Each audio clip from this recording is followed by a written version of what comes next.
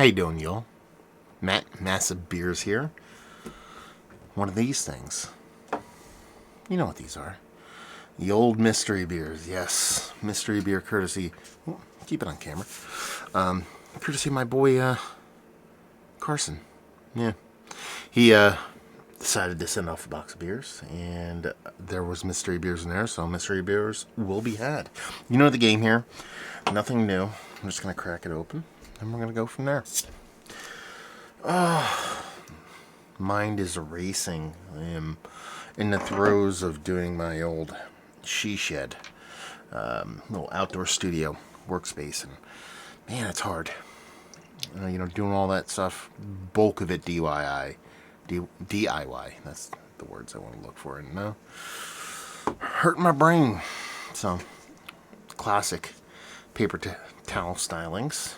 So we have that going for us, which is nice. Barley wine. Could be a sour, could be a bunch of different things, but it definitely looks barley wine. Looks like an American barley wine. I almost get like Bigfoot vibes from it. Probably not going to be able to kind of discern that from on camera. Maybe that look. It has this kind of like slightly kind of brighter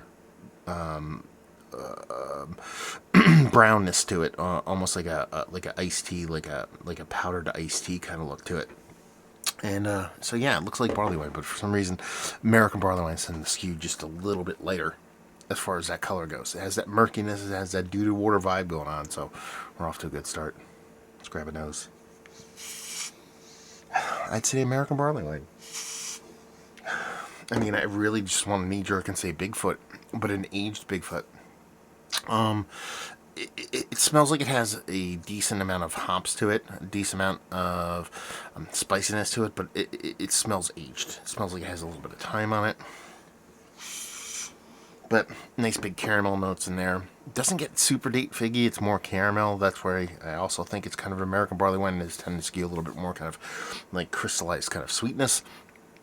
And it just has this nice kind of a rich sweetness, burnt brown sugar caramel vibe with this kind of ghost of hops past, but it's still kind of bittering thing going on. Yeah, not too punchy. I'd actually go like barley wine light on this, like closer to 10%. So I don't think it's Bigfoot, but it's in that vein and probably a little bit less kind of aggressive. So on a nose, I go to American barley wine. Let's dive in. Cheers.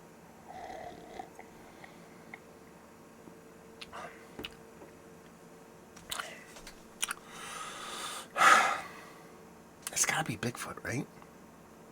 It's gotta be. With some time on it, it's cold, so that's kind of dampening it a little bit, but big, huge bitterness here.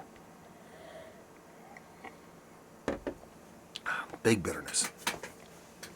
Sharp bitterness, not super round, not super, like, fatty. Not fatty. Bulbous? That's a word. Bulbous is a word, right? It's not, the bittering here is sharp. It doesn't have like a wide kind of like just drench your palate in bittering. It's very, very pinpoint, very, very sharp. That more often than not makes me lean into freshy status on a beer. But if I'm thinking this is Bigfoot, which I think it is, I'd expect to be a little bit more aggressive if it was fresh.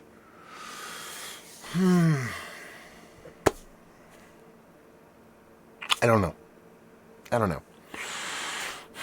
But it's American barley wine. Let's put it that way. It's American barley wine coming to 11%. I actually am going to spin it and go, it's actually not super duper old. I'm going to say maybe a year or two old. Not that old. I got to say it's been fun. I got to say, I don't know. It's probably not. It's probably some other breweries kind of like small, 12 ounce version of a barley wine, but it just has those kind of vibes to me. But once you get in that kind of mindset, thinking that it's really hard to kind of separate yourself from that. But yeah, 11 and change. Let's go 11.8% American barley wine with a year and a half on it. I think is Bigfoot, but I haven't had a new Bigfoot in so long. I couldn't tell you if this is what it tastes like, but at the same time, I know Bigfoot needs like 40 years to be where I like it to be. So yeah. The fact that it's cold Might dig into that. But yeah, so there you go. It's called 2020 Bigfoot. Anyway, I got songs stuck in my head, man. I've been watching so much TV lately. Not that I have all this time, but I've been watching the Olympics. I'm a huge Olympics person, so I've been just like, we have like Dish. We live in the middle of nowhere. Okay, I was off by a year. It's 2019 Bigfoot. He said there's a note in one of these bottles or wraps, so I gotta keep kind of mindful of it. So, what did I call it? 2020? This is 2019 Bigfoot. So, yeah, no. I mean, it is what it is. It's like, you know, I really do enjoy Bigfoot. It's probably one of my favorite American barley wines that's ever been made. But, you know, for me and what I like about beers, more specifically kind of barley wines, I like English more than anything else. But I really do like a properly aged American barley wine. And, if this has time on it, I'm telling you, like, this is not a joke. This is not me being just trying to be funny. This with 10 years plus on it is really, really, really amazing. It's just hard to find it with that level of time on it. So, but yeah, no, I dig this beer. Bigfoot is a beast of a beer, brimming with bold, bittersweet malt flavors and heaps of whole cone Pacific Northwest hops. First introduced in 1983, Bigfoot is a cult classic prized by beer collectors. Drink it fresh or cellar it in a cool, dark place to taste as the flavors develop over time. 9.6, I called it 11.8. That was 2% off on it. I thought Bigfoot was bigger. I was trying to guess. I was trying to remember what Bigfoot's ABV was more than me actually guessing on the beer itself, so I whiffed on the ABV. But yeah, that was a fun one. Thank you very much, Carson. It's cool to get this and actually kind of dive into it without knowing what it is. And just being off by a year, that's not too bad. Yeah, fun beer. And like I said, this is probably one of the best, most easily attainable American barley wines that ages really, really well. So it's one of those beers that you pick this up, you get this at, like, was it 6-pack level still? I think you get like it doesn't matter. 4 or 6-pack of this is like $11 or $12. You know, either way, it's crazy bonkers stuff. So, you know, buy cases of this, throw it in your cellar, just let it forget about it. It's like a Ron Popeil beer, like set it and forget it. Just buy it and forget it. Throw it in get a case every year. Just rip it in your cellar. And after 10, 15, 20 years, you know, you just like, man, I got all this really old, good barley wine. That's what barley wine's all about. It's one of the better American barley wines that I've had as of late. Yeah, I mean, it always is.